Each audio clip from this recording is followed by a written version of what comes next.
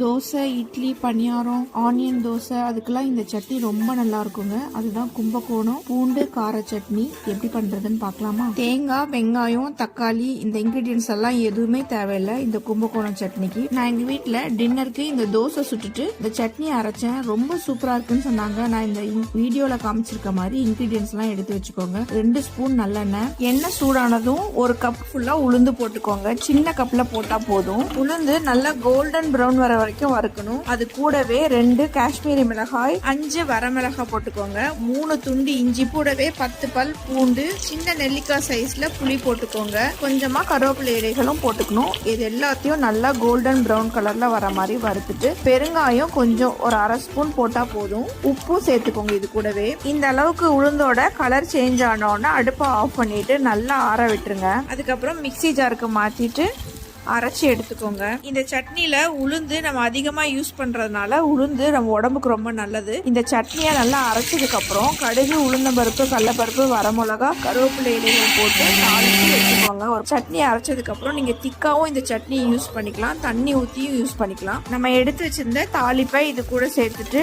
தோசைக்கு தொட்டு சாப்பிட்டு பாருங்க. ரொம்ப சூப்பரா இருக்கும். கம்பு தோசை, ராகி தோசை பண்ணீங்கனாலும் இந்த சட்னி அரைச்சு சாப்பிட்டு பாருங்க. இதே அளவுகள்ல இதே மாதிரி சட்னி அரைச்சு நீங்களும் சாப்பிட்டு பார்த்துட்டு கமெண்ட் பண்ண மறந்துடாதீங்க. இந்த சட்னில இஞ்சியோட ஃப்ளேவர் ரொம்ப நல்லா இருக்கும். யாரெல்லாம் இந்த சட்னி அரைச்சு சாப்பிட்டீங்க, எப்படி இருந்துச்சுன்னு கமெண்ட் பண்ணுங்க. என்னோட பேஜை ஃபாலோ பண்ணிக்கோங்க.